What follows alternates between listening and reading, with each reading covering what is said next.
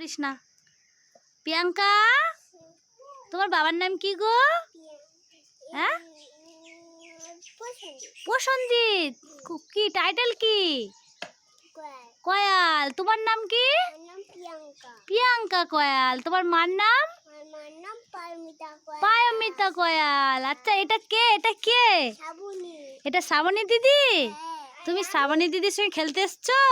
আর ওটা কে? ওটা কে? দাদা। ও দাদার নাম কি?